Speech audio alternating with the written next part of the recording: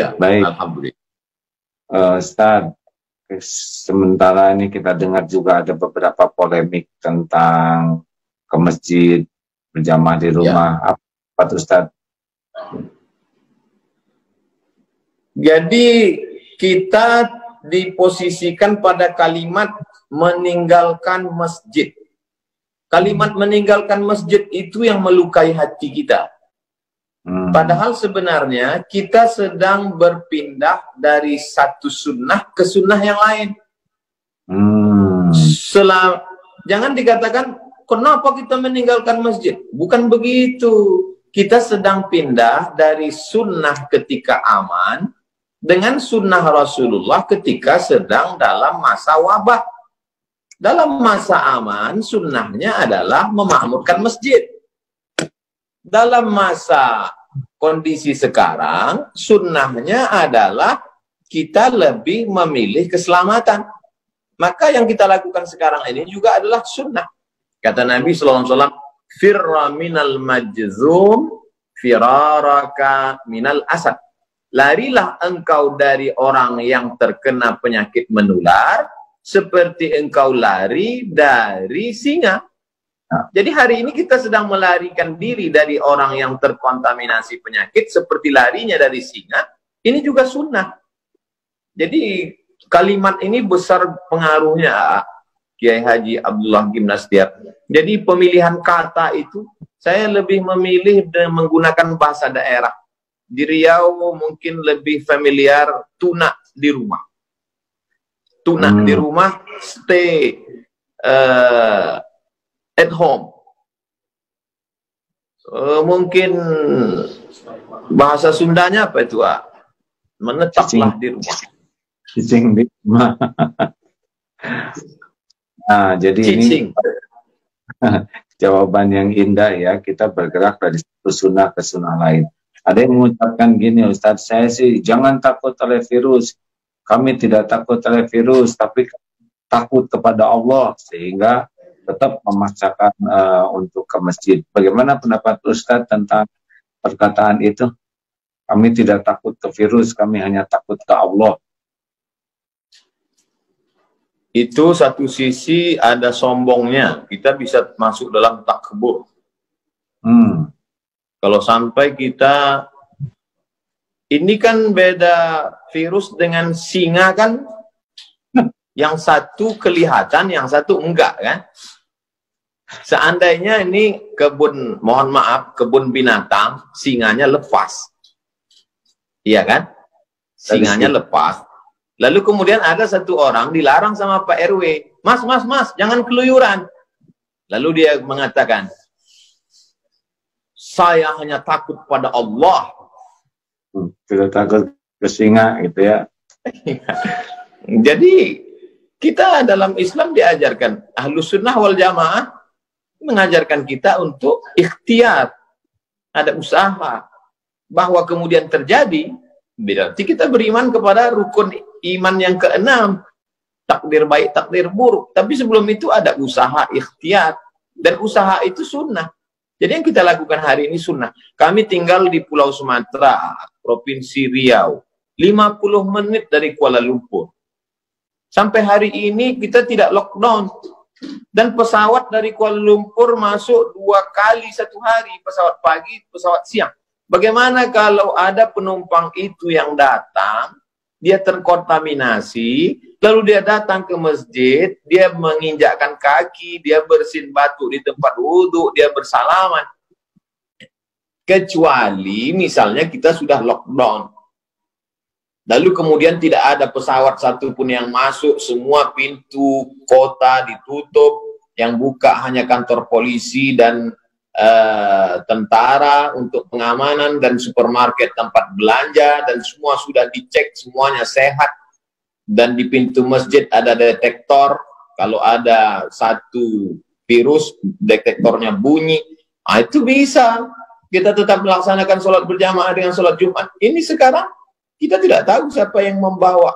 Saya sendiri tidak yakin bahwa saya steril.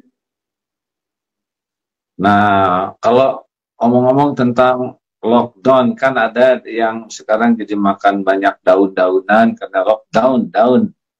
Ada yang tidak ngerti. Kalau lockdown.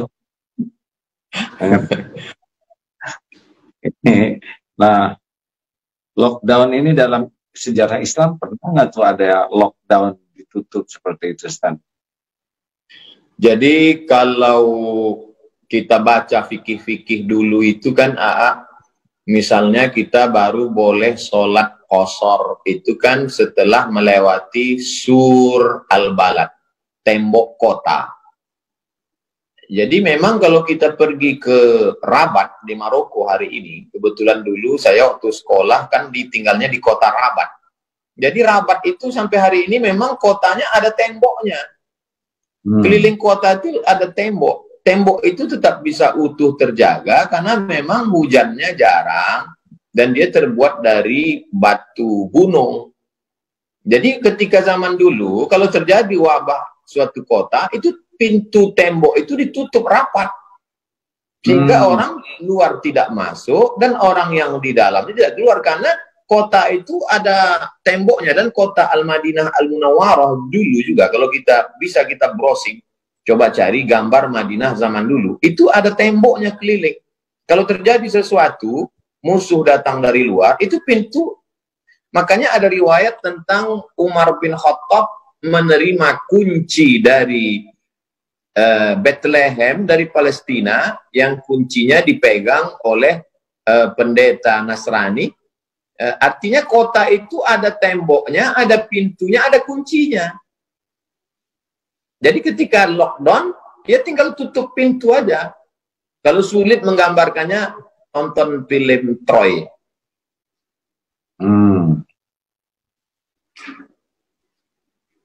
Film Troy? Ya, jadi, kebayang. Ini sudah pernah terjadi juga yang seperti ini, jadi tidak. Ya. Ustaz, jadi zaman dulu ketika terjadi sesuatu, mereka tinggal lockdown aja, tutup pintu kota, orang luar nggak boleh masuk, orang dalam nggak boleh keluar, selesai. Cuman kita sekarang kan ada kereta api, ada bis, ada akses jalan banyak. Jadi zaman dulu mereka lebih mudah untuk lockdown. Iya. Baik. Alhamdulillah. Selanjutnya nih pertanyaan, enak paling enak bagiannya satu sama ya. Saya waktu di Batam, Ustadz habis-habisan nanya saya nggak bisa berkelit. Sekarang Ustadz harus jawab ya, janji. Terima kasih. Lalu Ustadz nih, ini kan antara keyakinan ada Jabariyah, ada Qadariyah, ada Ahlus Sunnah wal Jamaah. Sekarang ini bisa kelihatan nggak yang berpaham Jabariyah atau mereka semau-maunya saja pindah-pindah keyakinan ini? Yang selama ini mengaku Ahlus Sunnah, mulutnya berkata Ahlus Sunnah, justru sekarang bisa kelihatan dia Jabariyah. Artinya tidak ada, ya udah terserah aja lah, mau mati matilah. Kalau Ahlus Sunnah tidak begitu. Ahlus Sunnah Allah kasih kita ikhtiar. Allah kasih kita al-kasbu. Ada usaha. Kalau Qadariyah ekstrim. Dia berkata tidak ada takdir. Tapi saya sampai hari ini masih ada ikhtiar usaha. Andai terjadi juga, disitulah kita baru bisa berkata, dari mulut kita berkata, qadarullah. Ini sudah takdir Allah SWT. Tapi bahwa hari ini kita mendengar Majelis Ulama mengajarkan kita, Kementerian Agama untuk menggulung karpet, kemudian Majelis Ulama mengajak menutup, bahkan tadi saya baca berita Sekjen MUI mengajak pemerintah untuk lockdown. Itu salah satu dari usaha, salah satu dari ikhtiar, salah satu dari al-kasbu, menunjukkan kita Ahlus Sunnah wal Jamaah. Kita berpegang pada sunnah, kita bukan kelompok Ahlul Bid'ah. Ahlul Bid'ah waktu itu kan Jabariyah, Murji'ah, Qadariyah, Syiah, Mu'tazilah, keluar dari Ahlus Sunnah. Kita berpegang kepada sunnah Rasulullah SAW. Jadi jangan ragu-ragu untuk menyempurnakan ikhtiar, ihris ala ma yanfa'uk wasta'in billah wala ta'jaz. Itu saja bersungguh-sungguh manfaat. Jazakumullah khairan. Minta tolonglah kepada Allah dan janganlah bersikap lemah. Iya. Ya kan gitu Ustaz? Ustaz sudah hafal dalilnya. Baik, nah sekarang Ustaz kan situasi semakin berat begini nih. Kelihatannya kepatuhan umat kepada ulama itu ada poin tersendiri nggak Ustaz? Seperti sekarang ya. Sebetulnya kan bagi yang sudah daerah merah begini, kalau tidak ke masjid, sebetulnya tidak rugi sama sekali. Niat sudah dapat pahala. Biasa ke masjid, kita tidak ke masjid karena uzur juga dapat pahala. Kemudian kita menjauh dari kemudaratan, dapat pahala. Tidak mencelakakan orang lain, dapat pahala. Patuh kepada ulama, juga pahala. Jadi sebetulnya luar biasa dalam keadaan begini kalau kita betul-betul pakai hati dan kejernihan berpikir. Gimana menurut Ustaz? Bahwa ya kita ke majelis ulama tuh ada poin khusus tidak tuh? Kita beragama ini bukan ikut perasaan, tapi berdasarkan ilmu. Makanya la ilaha illallah di awal ayatnya fa'lam. Fa'lam. Itu kasihan. Fa'lam berilmulah. Ada ilmunya. Fa'lam annahu la ilaha illallah.